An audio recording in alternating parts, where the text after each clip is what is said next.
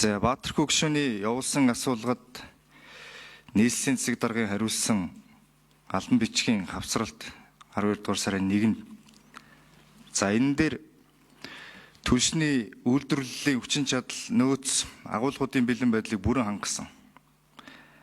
Хангамжийн тасалдалгүй байдалд эрсдэл үүсэхгүй нөхцөлийг бүрдүүлсэн гэж ирүүлсэн байна. Худлаа энэ. Яагаад ингэж итгэлтэй хэлж ийн гэхээр 11-р сарын 6-нд 5 түлш компани өөрийнхөө сайтн дээр тендер зарласан. Шигшүүр авъя гэж. Шигшүүр бүр түрээслэе. Улс нь хараа энэ ингээд хүмүүсийнхаа түлшийг бэлдээд байна л да аминда. Өөртөө шигшүүр байхгүй. Худалдаж авах гээд 2-3 тендер зарлаад чадаагүй. Ингээ өвөлтөө золгоод сүүлдээ түрээслэе гэдэг тендер зарлаж ирсэн. 11-р сарын 6-нд тендер зарласан. Энгийн логикоор бодоход 11 сарын дунд сүүл хүртэл шигшүүргүй байсан та нар. Шигшүүргүй ээж яаж наа түлшийг үйлдвэрлэж гаргах юм? Яаж хангах юм?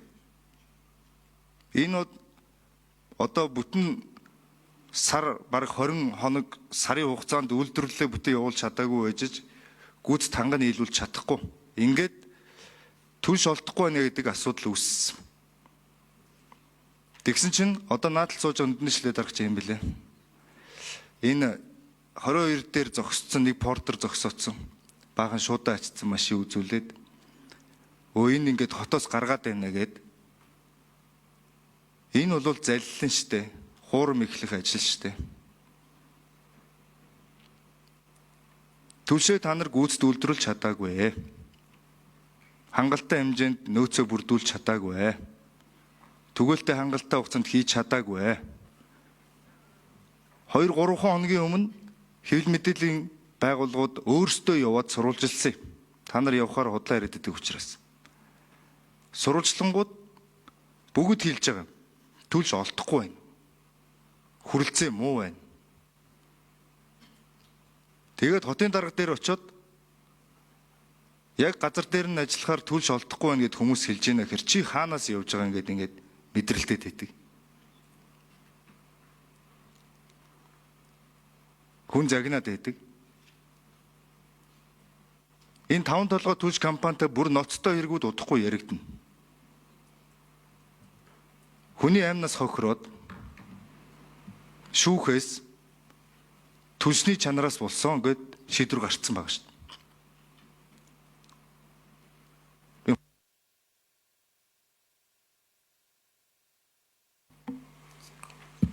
За 5 номер 6 номер хариулна. За Лодо самбуу гишүүний асуултанд хариулъя. Өөрийгөө танилцуул. За нийслэлийн засаг даргын орлогч Амар Төвшин байна.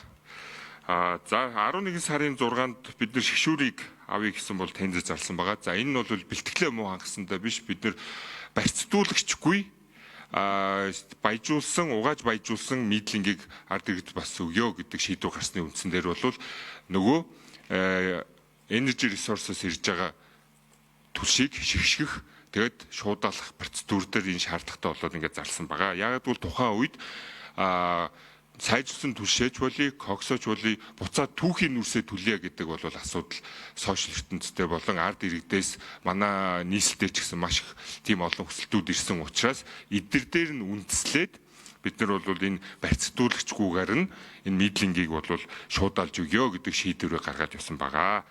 За тэрийг хэрэгжүүлээд ингээд яваад дуссан. За одоо энэ хулгайн асуудал намайг тэр портерыг барьж байгаа. За тэр тэгсэн энэ бол байсан бүх нотлохоо баримттайгаа байгаа. За яагаад гэвэл бид нар хотуулаа системийг бол ашиглалтанд оруулсан энэ 100. За тэрийг бол Mongolia дан систем хаамстай ингээ бүгднийг нь холбоод үзэхэд нийтдээ 185 мянган карт байна. Өнгөрсөн жил бид нар 172 мянган айл үрх нүрс төлж байгаа мөртлөө 285 мянган картыг ашиглаж нүрс авч байна. Үүн дотроос би бас хэвлийнхэн дэлжсэн 7200 нас урцсан иргэний картыг өнөөдөр хотуулаг холбох хүртэл карт аваа явж байсан. За цэгүүдээр нүрс дуусаад байна гэдэг энэ дээр бид нар хяналт шалгалтыг хийсэ. Камер дээрч бичлэгүүд бүгд байгаа. 10 тонны нүрс буугангууд 2 маятий орж ирээд 60-аас 70 карт гаргаж ирж 2 секундын зайтайгаар бүгдөөрөнгийн уншуулад нөгөө буусан нүүрсээ чи 2 майт дээр ачаал аваа явчихж байгаа. За эдгээр бид нар араас нь дагж яваад бичлэг хийгээд за аль гадагшаа гарч энэ бүх баримттайгаа бол байгаа. Цагдаа дээр ч экологийн цагдаа дээр ч энэ бол ингээ хянагдаад явж байгаа. За энэ системийг ингэж холбосноор нийтдээ одоо яг Улаанбаатар хотод 152 мянган айл өрх нүүрс худалдаа авч байна. Энийг ингээд зэгцлээ 285 мянган картаас 152 мянган ясаа. Өөрөөр хэлэх юм бол өнгөрсөн жил бид нэр 450 мянган тонн нүүрсийг бол төлж өвлийг бол давсан. За энэ жил бид нар энэ ажлыг хийснээс удаа бид нар 330-аас 340 тонныг л төлж энэ өвлийг бол давна гэсэн бол тооцоолтой явж байгаа.